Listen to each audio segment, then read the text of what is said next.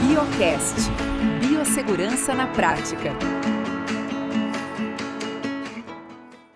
Fala galera, mais uma vez Biocast Biossegurança na Prática e olha só, hoje nós vamos falar sobre o assunto específico, ou seja, nós vamos falar sobre RDC 1002 e nada melhor do que o professor Fernando Bustamante para estar com a gente. Muito obrigado, professor. Nada, é um prazer estar com vocês. Nesse nosso episódio do Biocast. E olha só que interessante, eu até vou perguntar para o professor, para ele mesmo se apresentar, e vocês vão ver a formação desse cara e por que ele está aqui falando especificamente sobre a RDC 1002. Porque existem muitas dúvidas, existem muitas interpretações e o mais importante é que todos vocês tenham acesso à informação para que seja tomada a melhor decisão, né?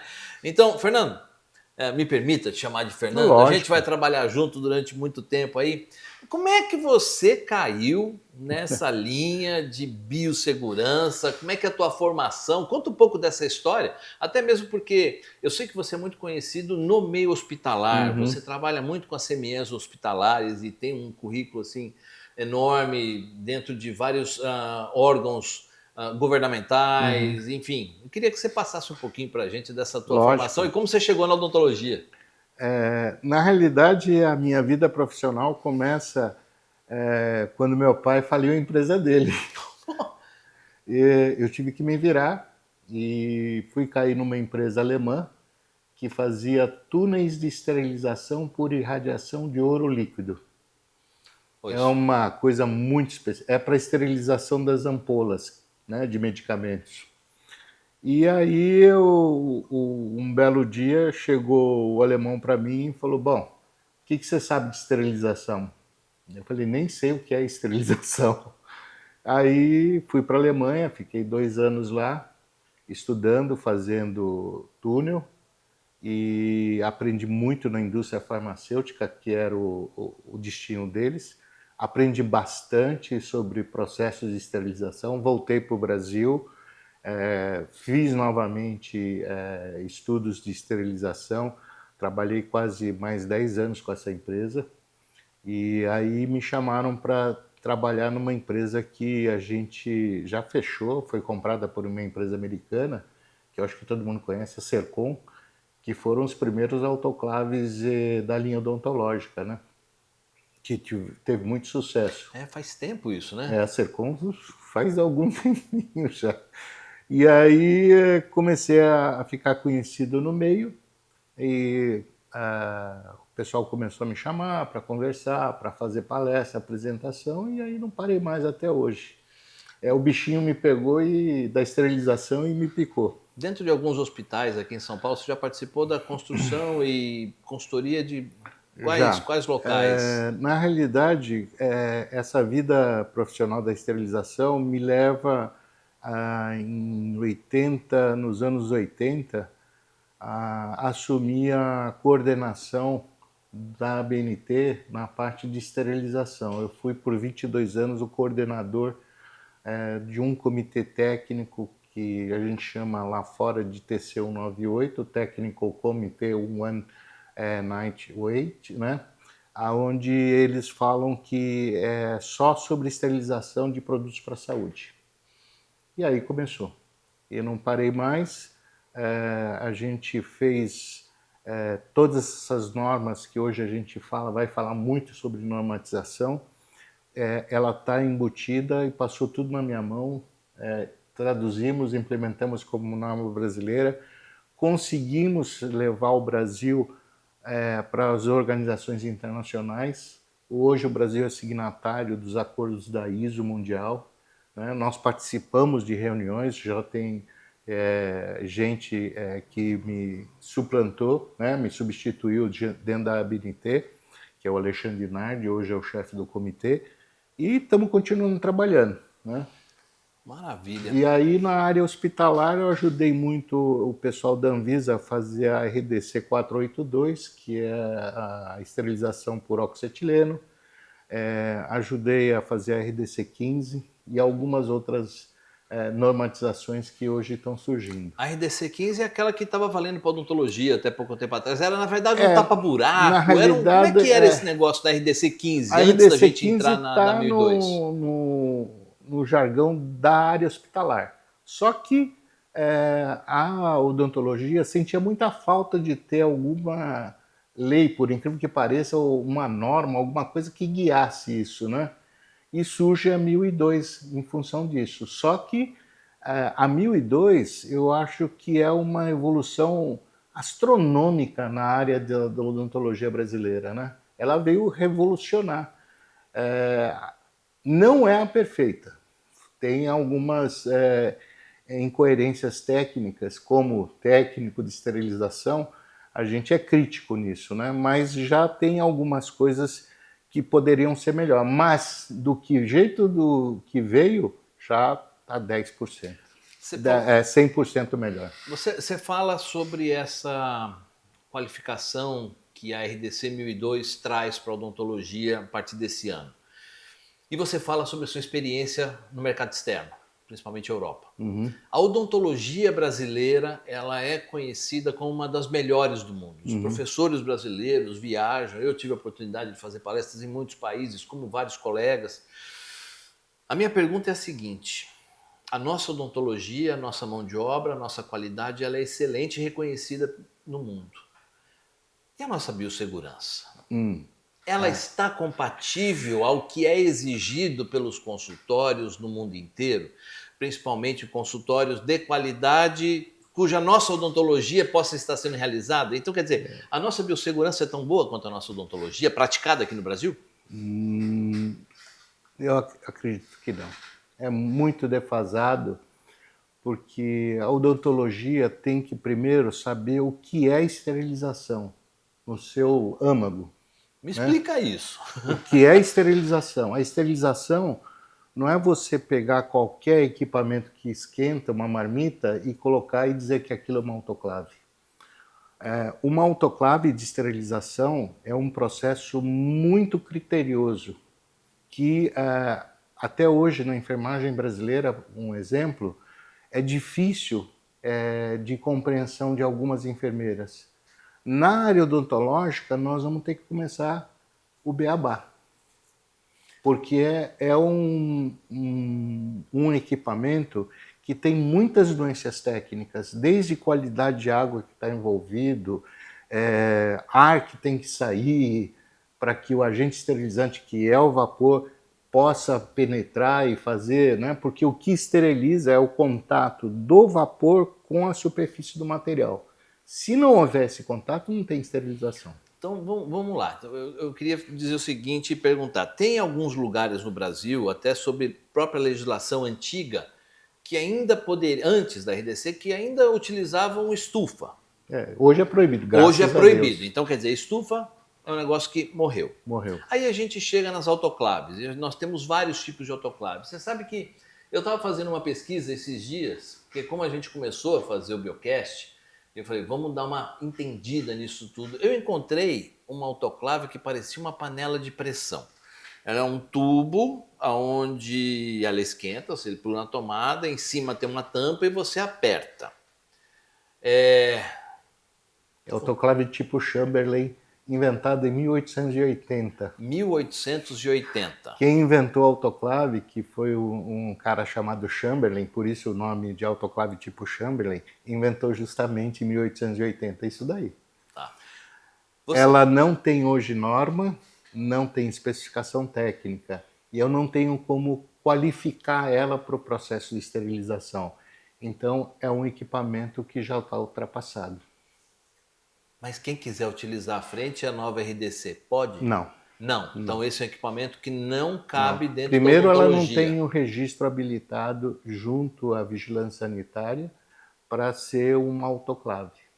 Olha lá, para você que de repente está procurando uma autoclave na internet, Mercado Livre, Shopee, essas coisas tá e tal, esquece, não é por aí. Mesmo porque não só autoclave, mas todos os equipamentos que você tem dentro do seu consultório, equipamentos, materiais, insumos, têm que ser aprovados pela Anvisa, correto? Tem que ter registro, tem que ter um número onde foi registrado, e a Anvisa tem um protocolo que exige documentação habilitada para poder fazer o registro. Por exemplo, para uma autoclave, você tem que demonstrar a validação de um processo para ser registrado. E a validação de um processo de esterilização não é só colocar aquela fitinha que o Garófalo comentou no outro podcast. É muito mais do que isso. Tá? Que isso é uma das coisas que a RDC hoje pede. A RDC Exatamente. pede os processos, ela não pede somente a prova, Não. né? O que mudou com essa RDC Boa, eu ia te perguntar 1002 isso. Eu ia te perguntar isso. foi que deixou de ser um conselho técnico, uma informação técnica, para ser um processo exigido. É uma norma, é uma lei. Então a 1002 hoje exige que a esterilização seja validada, calibrada, documentada, né? E isso eu acho que é o principal, a documentação que habilita o processo, porque nós estamos mexendo com a segurança do paciente. E se a gente não tiver consciência ou amor ao próximo, fatalmente nós vamos estar errando. E a gente tem que pensar em todos os pontos da esterilização, desde uma qualidade de água, uma qualidade do vácuo. Vou te dar um exemplo. Na norma brasileira, que foi criada em 2003, olha só quanto tempo atrás, já exigia que todo autoclave odontológico, né, que é a norma NBR 11817, exigia que se trocasse o filtro absoluto de quebra de vácuo. Você sabe o que é isso? Não faço a mínima ideia. Pois é.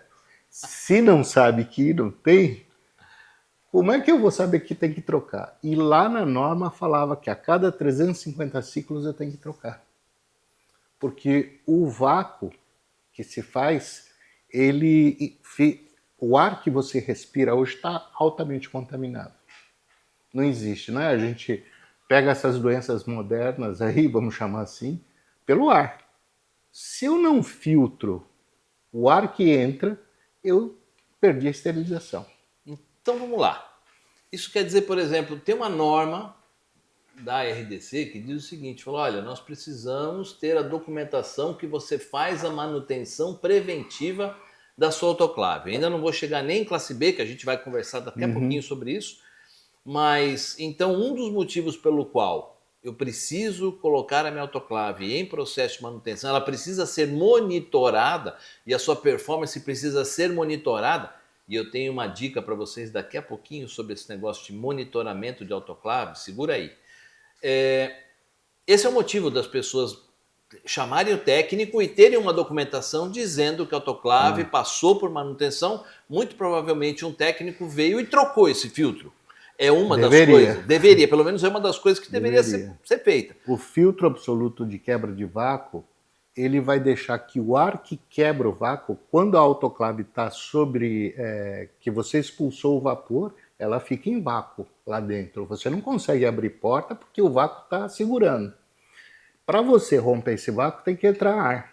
É a única coisa que rompe o vácuo é o ar. E esse ar entra por onde? E qual é a qualidade desse ar? Porque esse ar pode contaminar, mesmo porque ainda os envelopes estão molhados e a trama de papel, isso... Tem outra coisa, não fala em pacote molhado que eu me arrepio. Em esterilização, pacote molhado é pacote contaminado. Mesmo dentro da autoclave, Mesmo e aí dentro da ele recebe autoclave. esse ar, ele pode se contaminar novamente. Sim, então. porque a nossa mão, infelizmente, que é o maior vetor de contaminação existente na face da Terra, quando a gente pega, né, com a coisa molhada, essa sujidade, vamos chamar, a contaminação que está na nossa mão pela gordura, Sim. ela entra, a umidade é um veio que leva a contaminação para dentro do instrumental. Resultado, pacote molhado é pacote contaminado. E o pacote molhado é uma característica, por exemplo, das autoclaves gravitacionais. Ou seja, Sim. nós falamos da panela de pressão, falamos da estufa, falamos da panela de pressão, e aí a gente vem para a gravitacional, que são as autoclaves que são utilizadas há muito tempo. Sim. E que são, vamos dizer assim, exigidas pelas normas, né? Qual que é a deficiência? Porque como a gente vê que existem evoluções de autoclave, por exemplo, classe B, monitoramento online dessas autoclaves, enfim, coisas até que no meio hospitalar já são muito comuns, mas na odontologia tem pouco. Qual é a limitação que você, não que você enxerga, mas certamente elas são comprovadas cientificamente, das autoclaves gravitacionais? Porque, por exemplo, a gente sabe que ela pode ser utilizada pela RDC. A RDC pede Uhum. esse tipo de autoclave. Mas a gente sabe que tem situações melhores. Qual que é a limitação dela e aonde é que estão os problemas dela? Olha, quem inventou vamos lá, vamos começar para a gente poder entender do que nós vamos falar. Nós temos uma norma brasileira criada pela BNT em 2003, que é 11.817, que fala de autoclaves odontológicos abaixo de 60 litros de capacidade. A litragem é importante, então. Sim. Quando surge uma norma europeia chamada EN 13060, na década de 86, por aí, que foi a primeira normatização, já está, digamos, já é a terceira revisão, a nova 13060 já é uma nova revisão, porque eu tenho a EN 285, autoclaves acima de 60 litros, e a EN 13060 abaixo de 60 litros. Ela falava já muito claro, ela que fez a divisão de autoclave classe B, N e S. Na Europa, por exemplo, só se usa classe B. Porque Na Europa só se usa classe B. Porque lá se tem consciência do como é o processo de esterilização. E só para te falar, num processo de esterilização, quando você fecha a porta de uma autoclave, fica 100% de ar lá dentro, certo? Sim. Pergunta, o ar ele não se mistura com o vapor em nenhuma hipótese. Se eu entrasse com o vapor nesse momento, não importa se é com um gerador ou pelo próprio equipamento gerar vapor, eu vou formar bolhas de ar, porque o ar, ao não se misturar com o vapor, ele cria bolhas. Se um instrumental tiver contido dentro dessa bolha de ar, ele não vai sair estéril. Aí você põe o indicador biológico aqui e ele virou. Ah, ótimo, meu equipamento está funcionando. Não muito. Aí o que acontece? Você tem que retirar esse ar para não ter bolhas. E a única forma de retirar o ar é com a classe B. Em 1970, dois caras médicos na Inglaterra fizeram um teste chamado Dr. Bove e o Dr. Dick, que hoje é o famoso do teste Bove e Dick. Esse teste é obrigatório hoje dentro da esterilização da 1002. Por quê? Porque ele vai comprovar a retirada do ar e a boa penetração do vapor. Se eu não retiro o ar, que é o classe N, como é que eu comprovo? E tem outra. Nessa nova nomenclatura de norma, nós atualizamos a norma 11.817 brasileira em 2023 agora, onde nós copiamos exatamente o que dizia a EN 13060. Então, classificamos os três níveis de autoclave, classe B, classe N e classe S, aqui no Brasil também. E lá é claro em dizer o seguinte, o classe N serve para esterilização de material embalado e não embalado.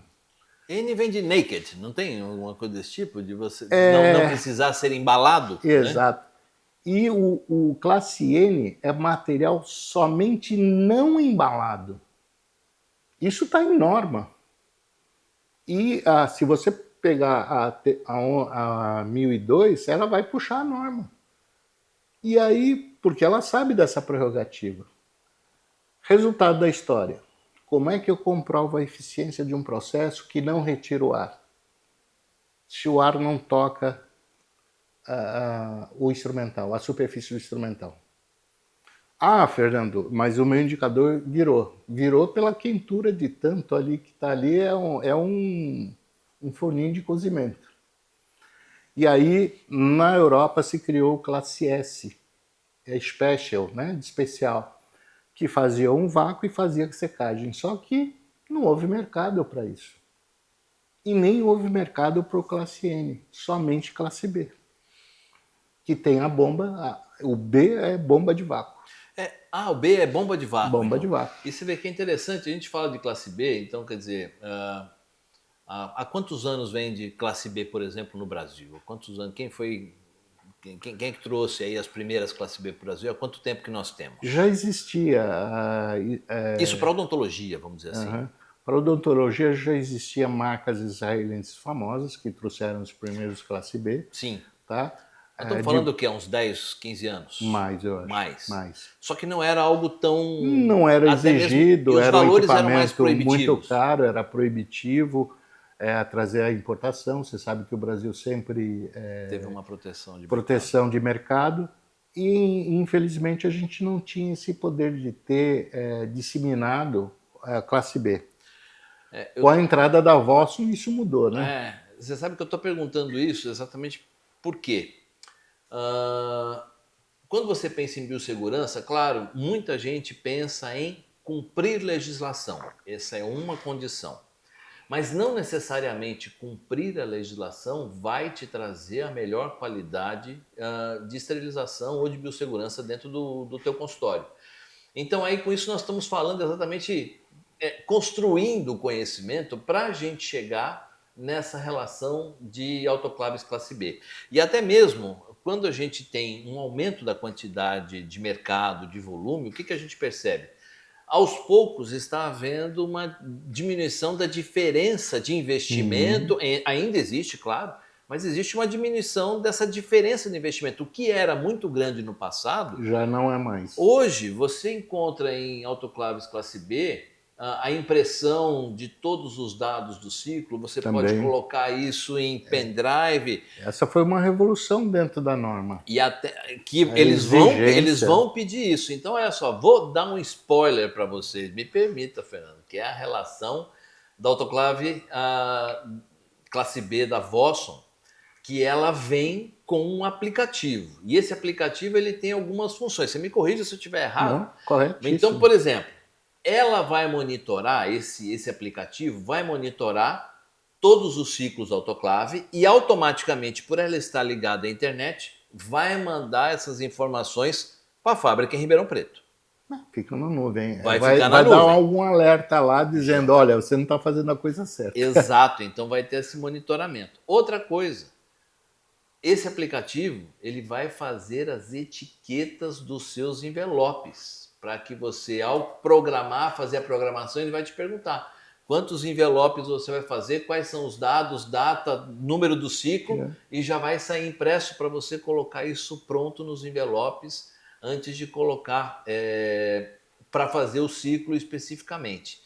E aí eu pergunto para você, a classe B ela tem uma função, frente ao que você explicou sobre vácuo, sobre superfície.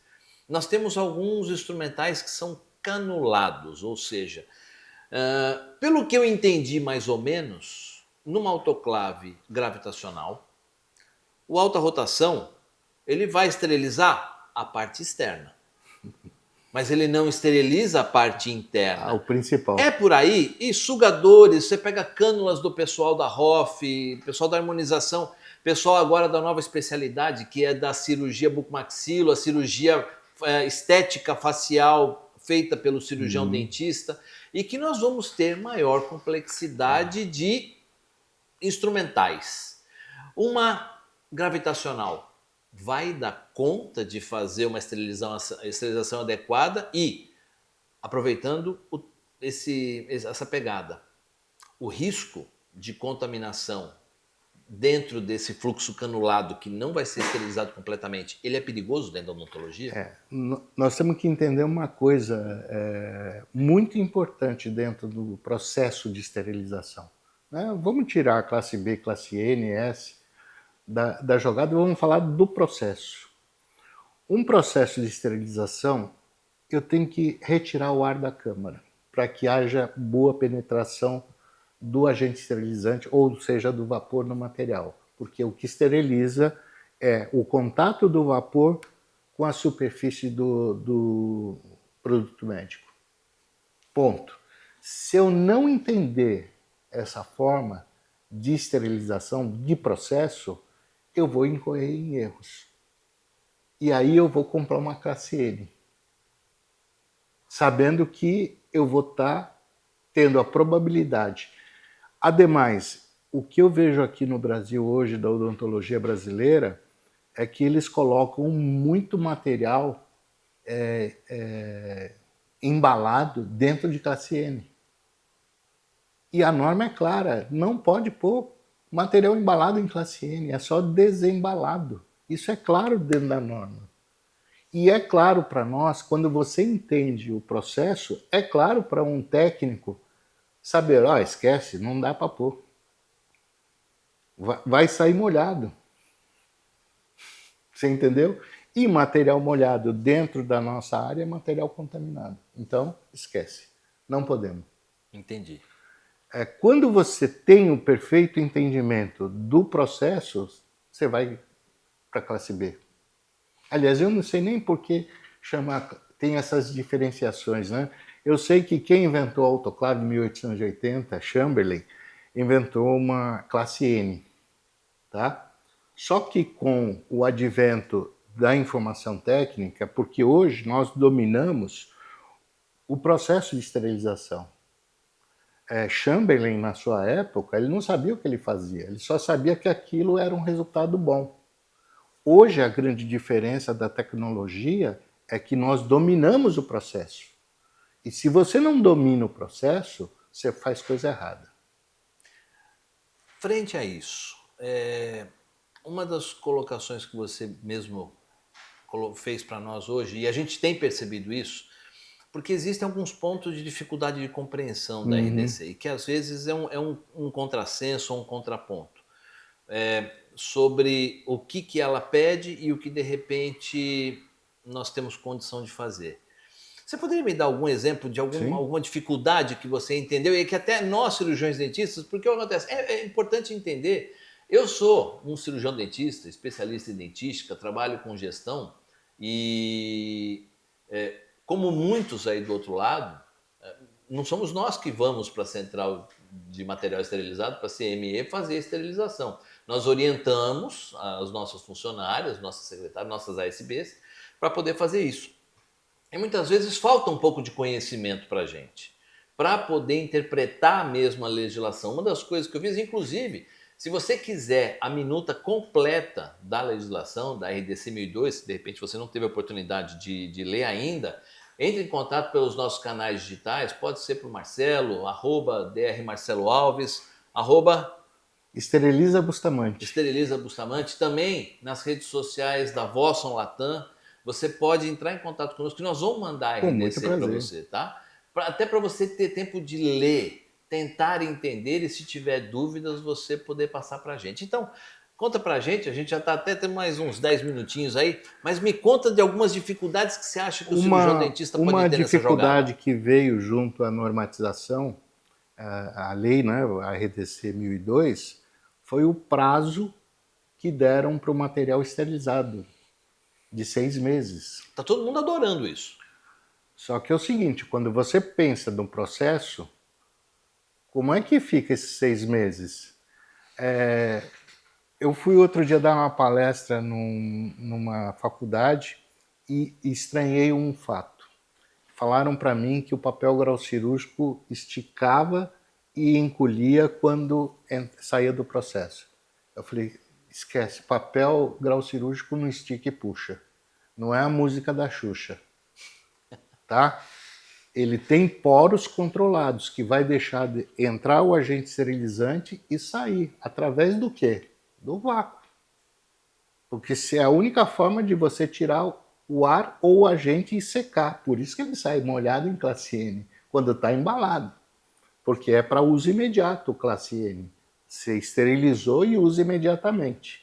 Você tem até 2 horas, por biossegurança, o uso daquilo. Agora, se você não retira o ar, vai sair molhado. Entendi. Porque ninguém estudou a fundo a geração do vapor. O vapor põe 240 ml, tá, beleza, mas quem falou que é 240 ml? Ah, não, eu estudei, chega em pressão. Mas se você chegou em pressão com 240 ml, isso não significa que você tem um vapor saturado e seco com título de 0,95 com não mais de 5% de umidade, que é o que manda a norma.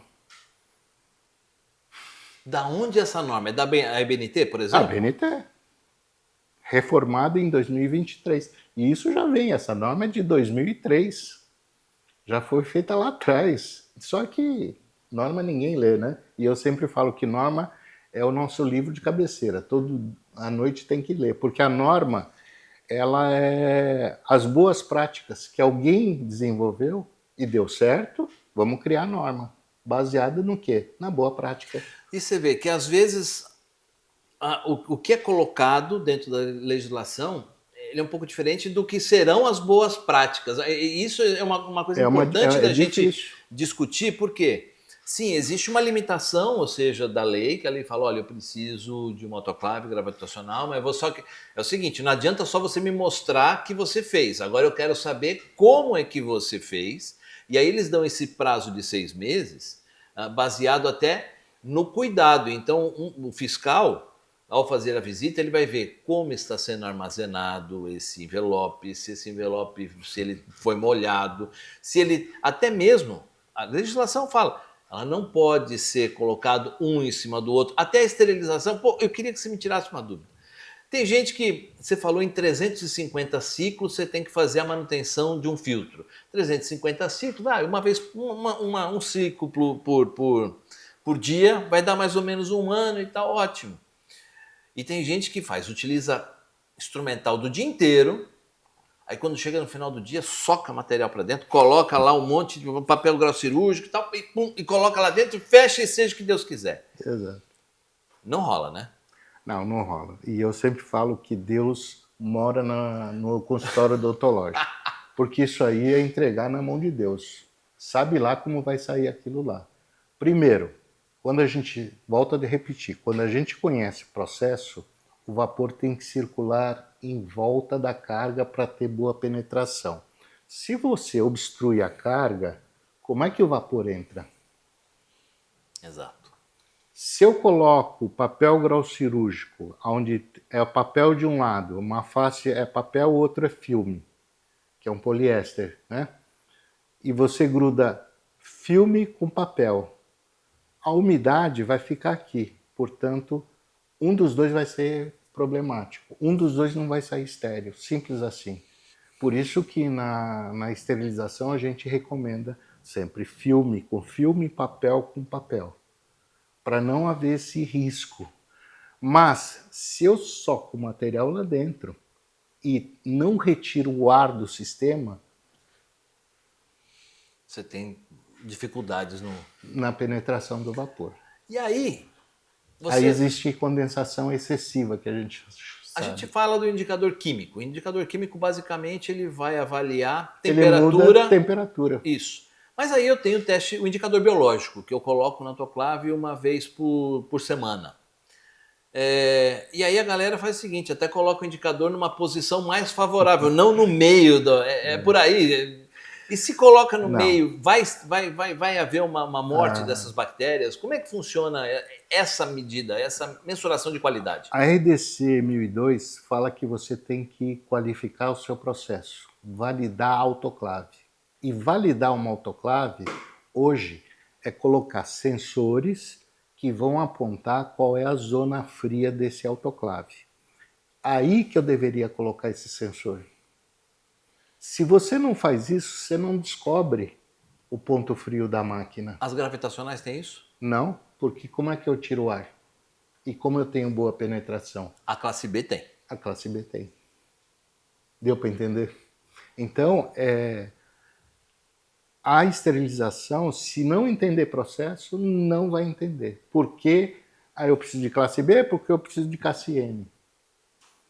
Nem sei por que houve classe M no mundo, né? Mas tem, porque foi o princípio da história, né? Mas hoje a gente sabe, pelos processos, pelo domínio de processo, que você tem que retirar ar do sistema para ter boa penetração. E isso já, desde a antiguidade, o Dr. Bob e o Dr. Dick já sabiam disso, né? Então, dessa forma, nós temos uma atualização. E aí, por exemplo, um erro que eu vejo dentro da normatização é os 6 meses de prazo de validade. Se eu não conseguir retirar o ar, se eu não tenho validação do processo, se eu não tenho documentação que me comprove que o meu processo e isso é obrigatório dentro da RDC, né, que você tenha relatórios, porque o que mudou drasticamente no processo hoje foi que a RDC veio para dar um suporte técnico habilitado num processo. Ou seja, a RDC ela não fala mais de um questionamento, de uma recomendação técnica. Ela é uma mudança de paradigma. Ela está te falando do processo. Você tem que comprovar que o teu processo foi eficiente. Essa mudança, para o dentista, Eu às vezes sei é que é complicado problemático. dele entender isso, mas eu vou te dizer uma coisa, até por experiência própria, pelo fato da gente estar trabalhando em cima disso, esse é um ano que a MC Premier, a nossa clínica lá em Ribeirão, ela passa pela visita da vigilância sanitária, porque cada cidade tem um esquema diferente. Ribeirão, por exemplo, quando nós solicitamos a renovação de alvará, e que isso é feito a cada 3 anos, obrigatoriamente a gente recebe a visita da vigilância sanitária para toda uma inspeção agendada, e eles ficam dentro da clínica 2, 3 horas, passando por todos os pontos que nós temos. Então, quer dizer, a gente tem feito esse estudo e tem começado a transformar essa dificuldade em uma solução, e eu tenho visto muita coisa boa também que vai nos ajudar. Para a gente fechar, Fernando, sabendo dessa dificuldade, qual que você acha que seria o primeiro ponto básico? Por onde é que o dentista fala? Por onde eu começo? Na tua opinião, como um professor que conhece o assunto, por onde é que ele deve começar, o cirurgião Controlar dentista? processos. Hoje, dentro de um consultório odontológico, quem vai mandar é processo. Tudo é um processo. Se você não controla o processo, você danou. E o pior, na nova RDC 1002, a exigência é documental. Você tem que comprovar que você fez o processo correto de limpeza, desinfecção e esterilização do que você vai oferecer ao seu paciente. É isso aí. Olha, gente, e como eu falei, como a gente já tem trabalhado em cima disso, eu tenho uma mesa, um local dentro da clínica, onde a gente já está separando todos os documentos, deixando tudo em ordem, com as datas, enfim, tudo para facilitar esse processo. Eu digo para vocês, e essa é a recomendação que eu faço para vocês: não comecem na última hora. Porque uma coisa é você solicitar a sua renovação de alvará e você saber que a vigilância vai lá. Mas, por outro lado, existe um outro problema muito sério. Como hoje nós temos uma odontologia muito movimentada e que nem sempre atinge os objetivos dos pacientes, uma odontologia muito comercial que nem sempre atinge os objetivos dos pacientes, nós estamos muito sujeitos a denúncias. E às vezes as denúncias podem trazer a vigilância sanitária até os nossos estabelecimentos. Então, quer dizer, é fundamental que a gente esteja pronto para isso, né, Fernando? Eu tenho uma frasezinha que eu deixo no pensamento, né, das pessoas. Se a vigilância sanitária aparecer hoje no seu consultório, ele passa sem problema? Muita gente teria essa dificuldade de responder isso. Então, fica aí. Você vai dormir tranquilo? A odontologia passa por um momento que nós temos que nos tornar profissionais. E eu acho que essa divisão entre os homens e os meninos, entre as mulheres e as meninas, nós vamos ter uma diferenciação muito grande. E quem estiver pronto, quem estiver trabalhando em termos de qualidade, quem buscar um melhor resultado, seja de biossegurança, seja clínico, seja gerencial, porque aí o que acontece é a biossegurança. Por que a biossegurança hoje, por exemplo, no idente, que eu trabalho com a coordenação do idente, por que a biossegurança está no guarda-chuva da gestão, porque nós entendemos que a biossegurança se tornou um departamento a mais dentro do processo gerencial da clínica. E isso é fundamental que você aí que está com a gente possa participar conosco, mas em mais esse nosso Biocast, e principalmente com as suas perguntas, suas sugestões, suas críticas. A gente está esperando tudo, por quê? Porque até dia 15 de dezembro nós vamos estar nós passaremos por todas as informações importantes para que você tome as suas atitudes corretas e faça a tua documentação da melhor maneira possível. Beleza? Professor Fernando, À disposição. foi um prazer muito grande. Nós vamos Botar- voltar a Não, conversar, tamo porque ao tem lado mais aqui. assuntos para a gente poder trocar. Se o pessoal tiver algum questionamento, alguma dúvida que a gente possa esclarecer, por favor, manda a sua pergunta que a gente vai tentar responder à altura, tá? Temos alguns anos de janela aí que a gente já sabe as perguntas e já sabe as respostas. Maravilha, nós vamos trabalhar em cima disso. Então não esqueça, tem as nossas mídias sociais, @Dr. Marcelo Alves, Esteriliza Bustamante. Esteriliza Bustamante e as redes sociais da Vosson Latam. Então, fique conosco, nós vamos ter vários podcasts, vamos ter vários conteúdos na internet, todos gratuitos para você. Vem com a gente, esse é o Biocast, Biossegurança na Prática. Valeu!